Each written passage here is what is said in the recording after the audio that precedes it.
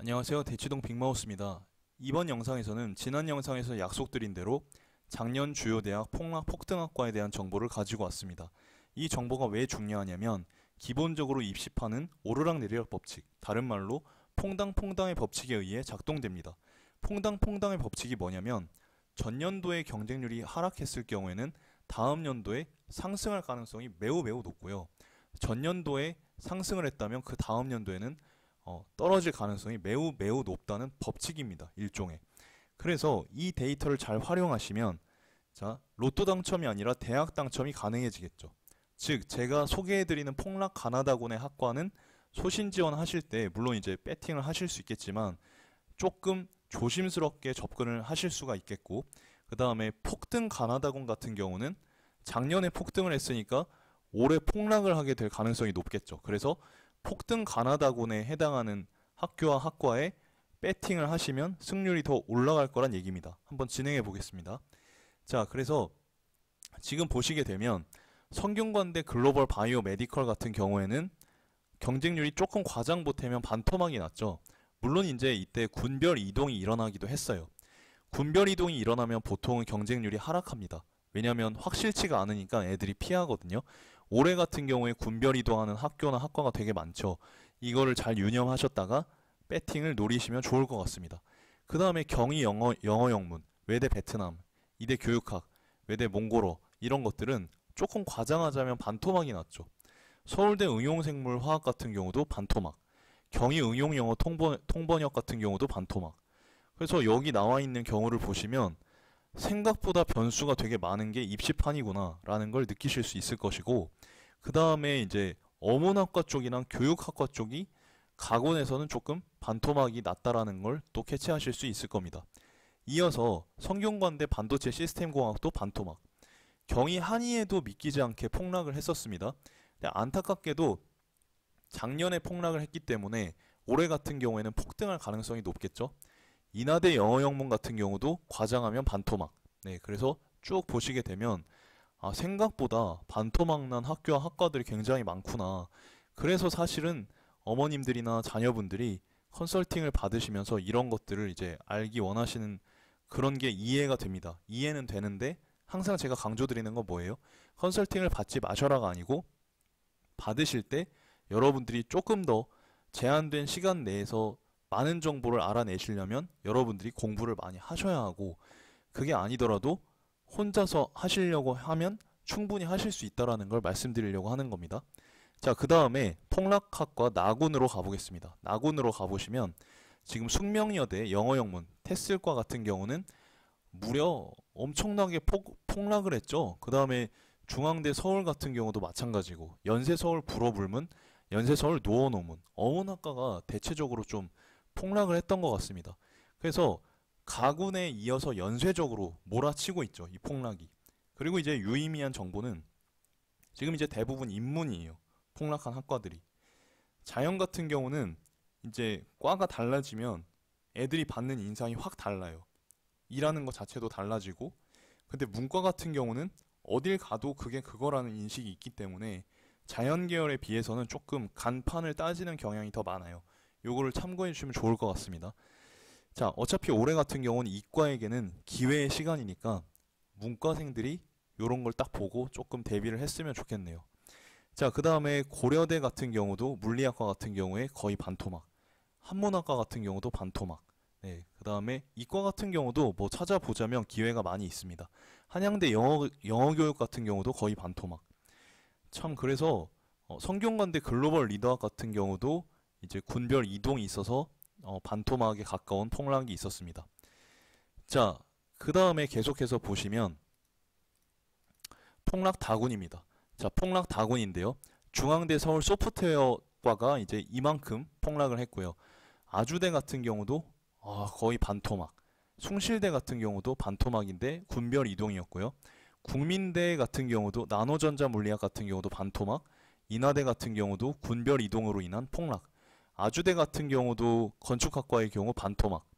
중앙대 서울 ICT 공과대학이나 경영경제대 같은 경우도 소폭 하락이 됐고요.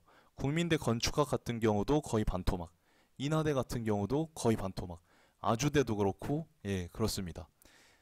이제 대학들이 조금 이제 밑으로 내려와 있는 것을 느끼실 수가 있죠. 예, 그래서 연쇄적으로 발생을 합니다. 그래서 이런 부분들을 우리가 잘 체크하고 있다면, 요런 제가 방금 전에 소개해드린 학교와 학과들을 조금 조심하면서 혹은 피해서 배팅을 해보시면 승률이 올라갈 수가 있겠죠. 자, 이제부터 진짜 중요한 폭등한과입니다. 작년에 폭등을 했기 때문에 올해 같은 경우 뭐다? 폭락할 가능성이 높다. 그래서 소신 배팅을 하실 경우에는 이 정보들을 유념해서 하시면 좋겠다라는 겁니다. 자, 기본적으로 서울대 교육학과 같은 경우에 20대 7명이었다가 2일대 죄송합니다. 7대 1이었다가 2일대 23대 1로 완전 폭등을 했습니다. 그 다음에 서울대 에너지 자원공학 같은 경우도 그렇고 숭실대 기독교학과 같은 경우도 그렇습니다. 이 경쟁률이 0이라고 써져 있는 거는 0점대, 0점대.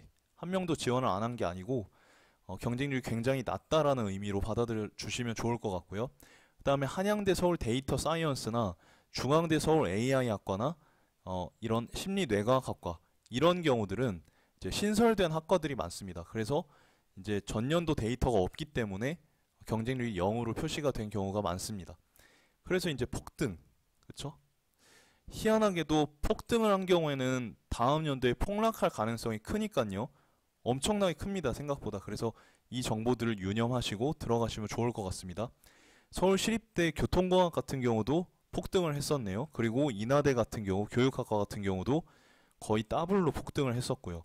그 다음에 가톨릭대 인공지능학과, 이대 융합학부 이런 경우는 신설과이기 때문에 이렇게 폭등을 한 것으로 보이고, 숭실대 평생교육학 같은 경우는 군별 이동으로 인한 폭등이 있었습니다. 그러니까 군별 이동이 되었을 때 폭락이 될 수도 있고 폭등이 될 수도 있어요. 그래서 모의 지원이라던가 어떤 주변의 데이터들을 통해서 조금은 조심스럽게 접근을 할 필요도 있겠다라는 걸 알 수가 있죠.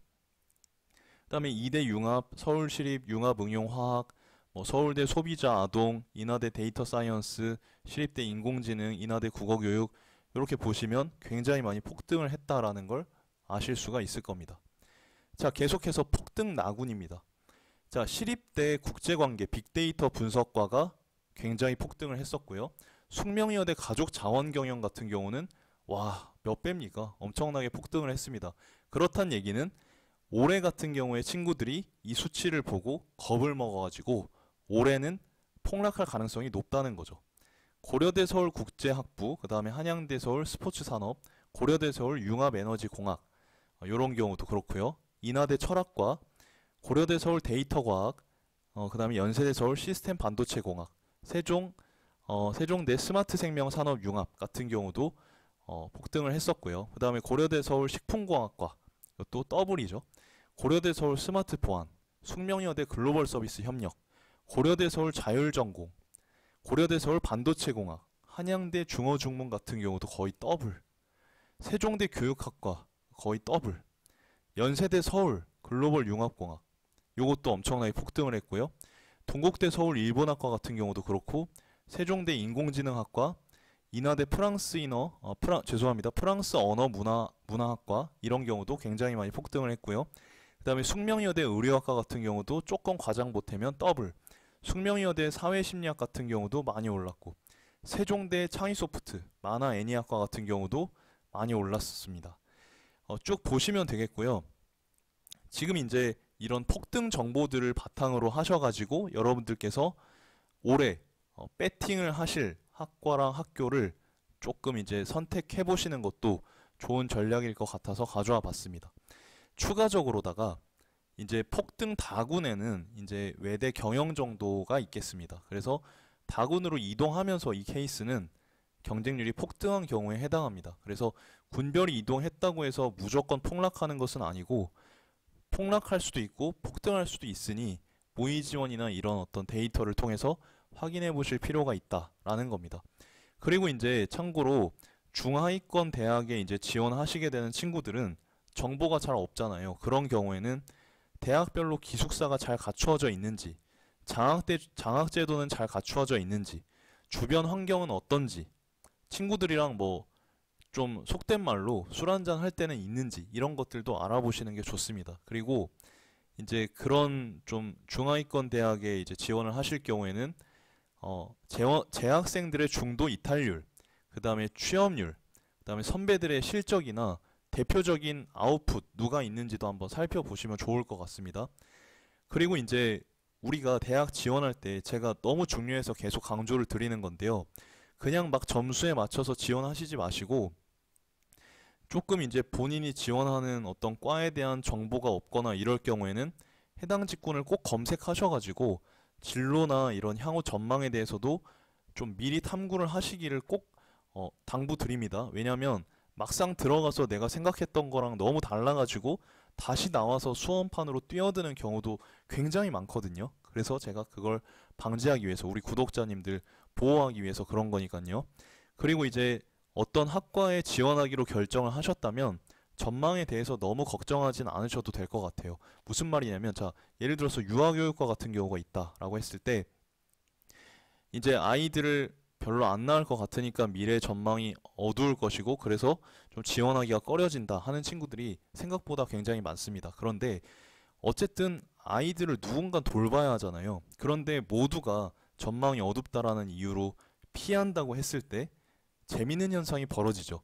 대학 입시판 지원했던 것처럼 이제 나중에 유아교육과 졸업생들 숫자가 되게 적어요.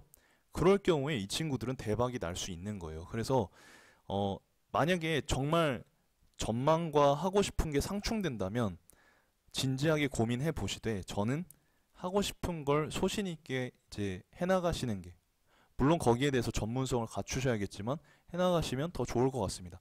그럼 이번 영상은 여기까지 진행하고요.